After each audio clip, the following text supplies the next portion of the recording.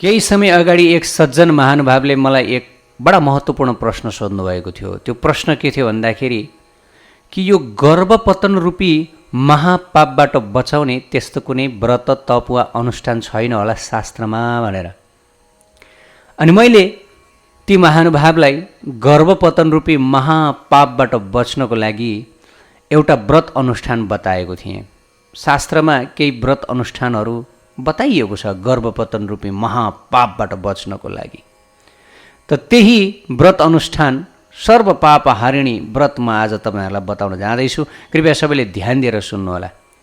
आज सम्भवतः यो गर्भपतनको पाप नगर्ने व्यक्ति कमै होलान्, लगभग अधिकांश। किन भन्दा इन्द्रिय नियन्त्रित छैन, नियन्त्रित इन्द्रिय नभएपछि गर्भ बस्छ। अब बच्चा जन्माएर पाल्न सक्ने क्षमता सामर्थ्य छैन। अब गर्ने के भन्दाखेरि अब यो आधुनिक समयमा जुन यो अब डक्टरी उन्नति प्रगति भइरहेको छ, अनेक कुराको विकास गरिरहेको छ। अब कुन कुराले हामीलाई कस्तो क्षति पुर्याउँदछ, कुन कुराले हामीलाई पाप दिन्छ, कुन कुराले पुण्य दिन्छ, केही पनि थाहा छैन। जे पनि गरेको छ हैन। त मानिसहरू अन्धाधुन्ध इन्द्रिय तृप्तिमा लागिरहेका छन् र अन्धाधुन्ध पाप कर्ममा लिप्त भइरहेका छन्।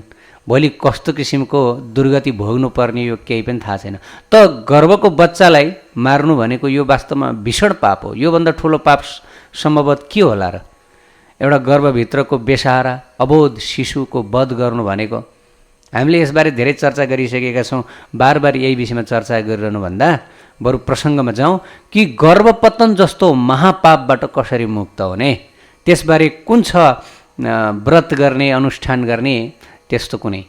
त प्रिय भक्त भागवत छ, शास्त्रमा एउटा व्रत बताइएको छ जसद्वारा गर्भपतन रूपी यो महापापबाट मुक्त हुन सकिन्छ। हेर्नुहोस्, हाम्रो शास्त्र कति कल्याणकारी हुनुहुन्छ, राधाकृष्ण कति कल्याणकारी हुनुहुन्छ, कति दयालु हुनुहुन्छ। हामीले यदि एउटा गल्ती गर्यो भनेदेखि सरकारले हामीलाई छोड्दैन। म प्रयासित गर्छु हजुर भनेर पनि छोड्दैन। हामीलाई सरकारले तुरुन्त जेलभित्र लगेर कोज्दछ अथवा फाँसीमा चढाउँदछ। यो संसारमा गरेको एउटा गल्तीको प्रयासित हुन मिल्दैन। एउटा गल्ती गर्यो सिद्धियो, जीवन समाप्त। तर हाम्रो शास्त्र कति दयालु र कति कल्याणकारी छ भन्दाखेरि यदि हामीबाट हजारौँ लाखौँ पाप भएको छ, अपराध भएको छ भने पनि भगवानले हामीलाई क्षमा गरिदिनुहुन्छ। कति दयालु, कति कृपालु। तर हामीहरूले त्यो प्रयासित यो जीवन छँदै गर्नुपर्छ। यो होइन कि म मरेपछि प्रयासित गर्छु भनेर। यदि मरेपछि मैले प्रयासित गर्छु भनेर हामी जीवनमा आफूले गरेको पाप कर्म, यस्तै गर्भत्याग, गर्भपतन, अनेक पापहरू छन् संसार। यो संसार भनेको के हो? पापको खोला हो। यहाँ कोही पौडी खेल्न आउँछ भनेदेखि उसलाई यो खोलाले स्पर्श गर्छ? कसैले पनि यो भन्न मिल्दैन कि म पापी छैन, मैले पाप गरेको छैन भनेर। त्यो मिथ्या हो। वास्तवमा जो खोलामा हाम फाल्छ ऊ निश्चित रूपले भिज्छ। किन भिज्दैन? संसारमा कोही पनि पाप मुक्त छैन। तर पनि यसबाट मुक्त बन्नको लागि शास्त्रमा उपदेश दिएको छ कि जीवन छँदै प्रयासित गर, त्यस्तो मार्ग अवलम्बन गर, त्यस्तो प्रयासित गर, त्यस्तो भक्ति गर जसद्वारा जीवनभर गरेको जन्मदेखि गरिएको पाप कर्मको फल पुरै नष्ट भएर जाओस्, पुरै खरानी भएर जाओस्। हाम्रो शास्त्र त्यही भएर कल्याणकारी छ। तर यदि मृत्युपछि म प्रयासित गर्छु भनेर जसले जीवनभर आफूले गरेको पाप कर्मलाई वास्ता गर्दैन, त्यसको प्रायश्चित गर्दैन भनेदेखि निश्चित रूपले अब उसले यस्तो खतरनाक स्थिति भोग्नुपर्छ मृत्युपछि, त्यो त वर्णन गरे साध्य छैन। यो संसारमा यो जेलमा यो प्रहरीले दिने दण्ड सजाय के हो र? केही पनि होइन। योभन्दा लाखौँ गुणा खतरनाक सजाय भोग्नुपर्छ। भगवानको कानुन दयालु पनि छ र एकदम निर्दयी पनि छ।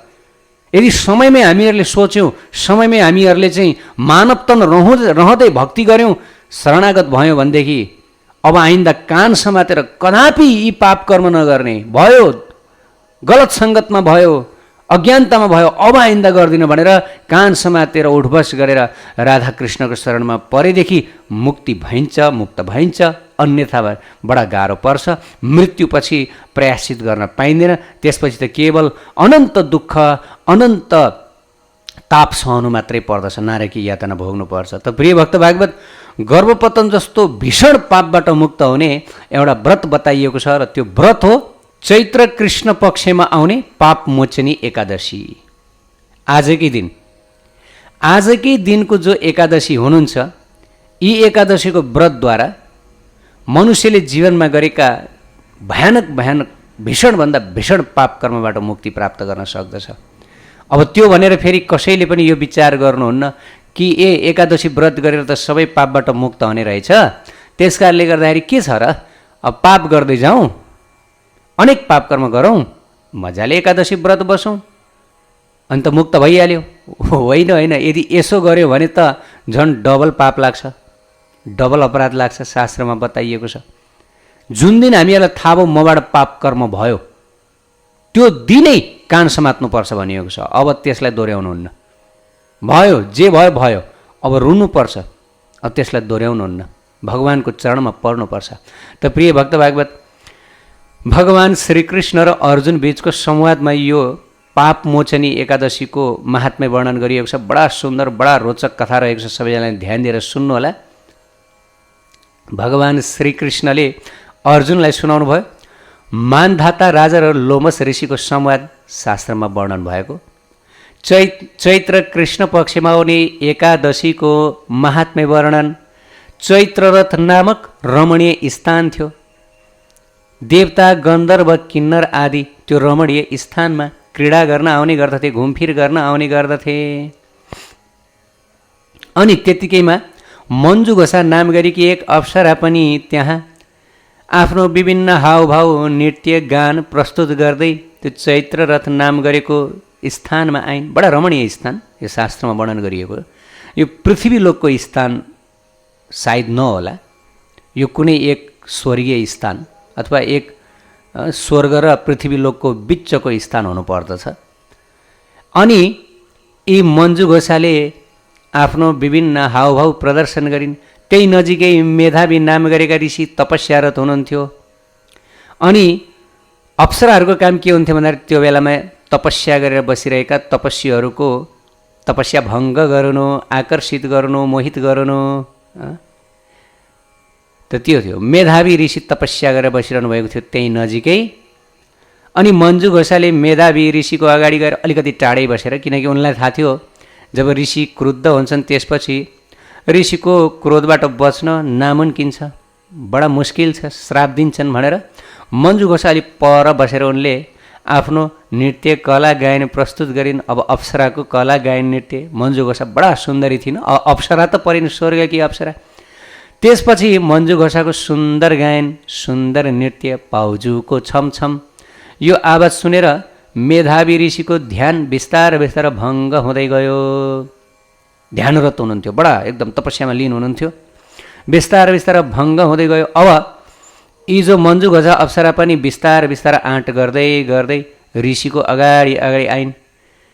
अनि ऋषि पनि एकदमै आनन्द विभोर हुनुभयो, मुग्ध हुनुभयो मन्जु घोषा अप्सराको सौन्दर्य देखेर। अनि मन्जु घोषा ऋषिको अगाडि गएर ऋषि अब पूर्ण रूपले आफ्नो वशमा परिसके भन्ने ठानेर ऋषिलाई तुरुन्त आलिङ्गन गरिन्। यस प्रकार ऋषि मन्जु घोषाको फन्दामा पराउनु भयो र आफ्नो तपस्यालाई तुरुन्तै त्यागिदिनु भयो, मन्जु घोषालाई स्वीकार गर्नुभयो। र यस प्रकार 57 वर्षसम्म मन्जु घोषासँग समय बिताउनु भयो। अनेक तरिकाले भोग विलास गरेर बिताउनु भयो मेधावी ऋषि। अनि 57 वर्षको समाप्तिपछि मन्जु घोषाले ऋषिसँग आग्रह गर्नुभयो, हे ऋषिवर, अब त म स्वर्ग फर्किनुपर्छ, मलाई अनुमति दिनुहोला भनेर। त्यसपछि ऋषिले मन्जु घोषालाई भन्नुभयो, हे प्रिय, अहिले तिमी जाने कुरा नगर, म भोलि बिहान मेरो गायत्री समाप्त गर्छु अनि त्यसपछि जानु। मन्जु घोषा सहमत भइन्। त्यसपछि आएर भोलि बिहानसम्म बसिन्। फेरि यस प्रकार केही दिनसम्म मन्जु घोषा रहिन् ऋषिसँग। अनि फेरि केही समय मन्जु घोषालाई स्वर्ग जान हतार भइसकेको थियो, किनकि उनको काम त तमाम भइसक्यो, समाप्त भइसक्यो। ऋषिलाई पतन गराउनु पर्ने पतन गराइसकिन्। त्यही त हो नि वास्तवमा यो संसारमा। हेर्नुहोस्, कति महान महान व्यक्तिहरू, कति शक्तिशाली व्यक्तिहरू पनि स्त्रीको सङ्गमा तहस नहस भ्रष्ट भएका छन्। यो हामीले बुझ्नुपर्छ, यो बुझ्नुपर्छ। आध्यात्मिक जीवनमा जसले तपस्याको मार्गलाई स्वीकार गर्नुभएको छ, भगवत प्राप्तिको मार्गलाई स्वीकार गर्नुभएको छ, स्त्री सङ्ग स्त्रीसँग बडा घातक हुन्छ। त प्रिय भक्त भागवत यस प्रकार केही समयपछि मन्जु घोषाले फेरि पनि भनिन्, अब त म जान्छु, मलाई आज्ञा दिनुहोस्। त्यसपछि ऋषिले भन्नुभयो, होइन होइन प्रिय, केही समय बस, भोलि बिहानसम्म बस। त्यसपछि मन्जु घोषाले भने, तपाईँको रात त निकै लामो हुन्छ जस्तो छ, कहिले आउने हो भोलि बिहान, पहिलेदेखि तपाईँले भोलि बिहान भनिरहनु भयो भनेर मन्जु घोषाले भनिदिन्। त्यसपछि यसो ऋषिले विचार गर्नुभयो, औँला भाँचेर गर्नुभयो, ओहो 57 वर्ष बितिसकेछ, म त तपस्यामा लागेको थिएँ, म त भगवत प्राप्तिमा लागेको थिएँ, यो मन्जु घोषाले मलाई आएर फसाए, यसले मेरो तपस्या नष्ट गरिदिछे, यो त चुडेल बनेर आएकी रहेछ, मेरो जीवन भ्रष्ट गर्नलाई ल हेर त खराब दिनमै मिलाइदिरहेछ मेरो तपस्या, मेरो यत्रो तपोबल। तुरुन्त जाग्नुभयो मेधावी ऋषि। अनि त्यसपछि आएर तुरुन्तै मन्जु घोषालाई श्राप दिनुभयो, तैँले मेरो जीवन बर्बाद पारिस्, तैँले मेरो तपस्या नष्ट गरिदिस्, अब म तँलाई श्राप दिन्छु कि त तुरुन्तै पिशाचिनी भइजा भनेर। अब मन्जु घोषा श्राप पाइन्। उनले पिशाच योनि प्राप्त गरिन्। त्योभन्दा अगाडि ऋषिको शरणमा परेर, हे मुनिवर, मबाट गल्ती भयो, मबाट ठुलो भुल भयो, अब शास्त्रमा बताइएको छ कि ऋषि सन्तको शरणमा परेपछि ठुलोभन्दा ठुलो पापबाट मुक्त हुन सकिन्छ भनेर, अब मलाई यो पापबाट मुक्त हुने, पिशाच योनिबाट मुक्त हुने उपाय बताउनुहोस् भनेर धुरु धुरु रुँदै ऋषिको शरणमा परिन्। त्यसमा पनि म त 57 वर्षसम्म हजुरकी पत्नी भएर बसेकी हुँ, म माथि कृपा गर्नुहोस् भनेर मन्जु घोषाले भने। त त्यसपछि ऋषिले भन्नुभयो, हुन त तिमीले मेरो जीवन बर्बाद पारिदिएकी छौ, मेरो तपस्या नष्ट गरिदिएकी छौ, तर पनि तिमीले हात जोडेर मसँग निवेदन गरेका छौ, म तिमीलाई यो पापबाट मुक्त हुने उपाय बताउँछु। त्यो के हो भन्दाखेरि, अब चैत्र कृष्ण पक्षको एकादशी, पाप मोचनी एकादशी आउँदैछिन्, त्यो एकादशीको व्रत विधिपूर्वक गर्यो भनेदेखि तिमी यो पिशाच योनिबाट मुक्त हुन सक्दछौ, पापमुक्त बन्नेछौ। त यस प्रकार ऋषिले यो उपदेश दिनुभयो। अनि त्यसपछि त्यो स्थान छोडेर आफ्ना पिता च्यवन ऋषिको आश्रममा जानुभयो। च्यवन ऋषि, च्यवनप्रास भन्छौँ नि हामी, होइन हो, च्यवन ऋषिका छोरा हुनुहुन्थ्यो मेधावी ऋषि। अनि त्यसपछि आएर च्यवन ऋषि त त्रिकालज्ञ हुनुहुन्थ्यो, सबै थाहा पाउनुभयो कि छोराको त पतन भएछ, अप्सराको चालमा, अप्सराको सौन्दर्यमा फस्नु भएछ छोरा। अनि त्यसपछि छोराले भन्नुभन्दा अगाडि नै निन्याउरो अनुहार लगाएर आश्रममा आउनुभएका छोरालाई भन्नुभयो, बाबु तिमी त पतन भएछौ, पिताश्री मबाट ठुलो भुल भयो, ठुलो गल्ती भयो, मैले तपस्या सम्पन्न गर्न सकिनँ, अब के गरौँ भनेर भन्दा, यो पापबाट मुक्त हुनको लागि तिमीले जुन मन्जु घोषालाई सल्लाह दियो त्यही सल्लाह अनुसार अब आउँदै गरेको चैत्र कृष्ण पक्षको पापमोचनी एकादशीको व्रत गर्नु, तिमी पनि यो पापबाट मुक्त हुन सक्छौ भनेर उपदेश दिनुभयो। त्यसपछि ऋषिले पनि त्यही एकादशी व्रत गर्नुभयो र दुवैजना मन्जु घोषा र यतापट्टि मेधावी ऋषि दुवैजना त्यो पापबाट मुक्त हुनुभयो भन्ने प्रसङ्ग शास्त्रमा आउँदछ। श्रीकृष्ण भगवानले अर्जुनलाई सुनाउनु भयो। त प्रिय भक्त भागवत, एकादशी तिथि वास्तवमा सम्पूर्ण तिथिहरूमध्येको राजा हो। यो त हामीले बार बार चर्चा गरेको छौँ। जसले एकादशीको व्रत गर्दछ, कुनै पनि एकादशी, वर्षमा 24 एकादशी, कहिलेकाहीँ 26-27 एकादशी पनि पर्नुहुन्छ महिनाअनुसार, कहिले कहिले अधिक मास हुने गर्दछ, त्यस कारणले गर्दा कहिले कहिले धेरै एकादशी पनि पर्नुहुन्छ। त सबै एकादशी उत्तिकै महत्त्वपूर्ण, उत्तिकै पापनाशिनी, उत्तिकै शक्तिशाली हुनुहुन्छ। स्वयं राधा रानी उपदेश दिनुहुन्छ, यदि कसैले कृष्णलाई प्रसन्न पार्न चाहन्छ, कृष्णलाई वशमा पार्न चाहन्छ भनेदेखि अनिवार्य रूपमा एकादशीको व्रत गर्नु। सदा चाहिँ हामी भन्दछौँ एकादशीको व्रतको दिन अन्न सेवन नगर्नु। पद्म पुराणमा बताइएको छ, एकादशीको दिन यो चामल, मकै, गहुँ आदि जति पनि अन्न छ नि, चना, यी पनि अन्नमै पर्दछन्।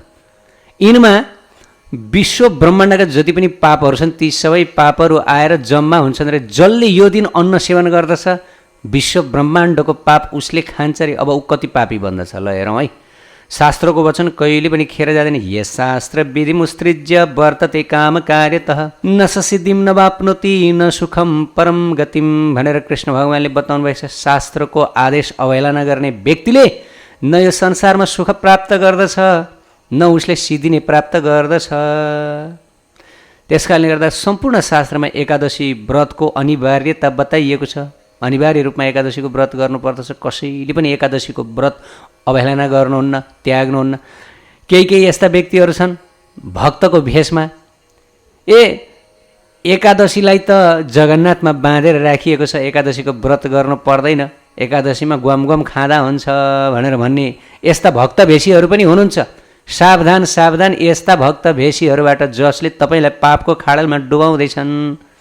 अब यस प्रसङ्गमा हामी अर्कोचोटि चर्चा गर्दछौँ, किन एकादशीलाई जगन्नाथपुरीमा बाँधेर राख्यो भनिन्छ र एकादशीको दिन व्रत गर्नु पर्दैन, खाँदा हुन्छ भनिन्छ। यस प्रसङ्गमा हामी अर्को प्रसङ्गमा चर्चा गर्नेछौँ। जय जय श्री राधे। त पापमोचनी एकादशी सबैले पालन गर्नुहोला। आजको एकादशी बडा दिव्य, बडा शुभ एकादशी।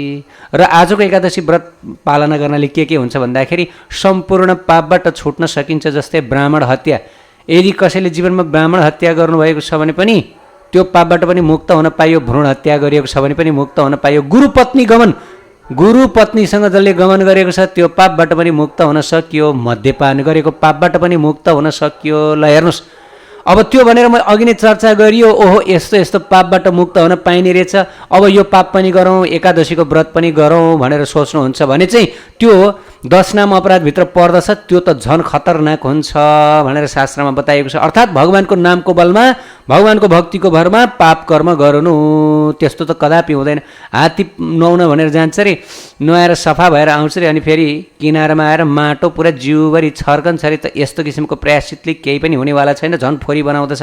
प्रायश्चित यस्तो हुनु पर्यो, कान समात्नु पर्यो, अबदेखि गर्दिनँ, आजसम्म भयो, हे कृष्ण हे राधारानी अबदेखि गर्दिनँ, अब मलाई माफ गर्नुहोस्, म हजुरको शरणमा परेँ, अब हजुरको शरणमा परेपछि अब म यो पाप कर्म गर्दिनँ भनेर हामीहरूले के गर्नुपर्छ, सङ्कल्प गर्नु पर्दछ। त हामीले अघि नै चर्चा गऱ्यौँ कि यो संसारको कानुन बडा कठोर छ, यसले एकचोटि पनि छोड्दैन। त भगवानको कानुनले करोडचोटि पनि छोड्छ, तर प्रायश्चित गर्न जान्नुपर्छ। यदि प्रायश्चित गरिएन जीवन छँदै भने चाहिँ अरे यो संसारको कानुन के कठोर हो र, योभन्दा करोड गुणा कठोर छ भगवानको कानुन। एकचोटि यमराजजीको फन्दामा परिसकेपछि जब हुन्छ, के अरे एकजना हाम्रा मेरा शिक्षा गुरुले बताउने गर्नुहुन्थ्यो, तब हुन्छ दिमाग ठन्डा जब हान्छन् यमराजजीले तातो तातो डन्डा भनेर शिक्षा गुरुले बार बार हामीलाई सुनाउने गर्नुहुन्थ्यो।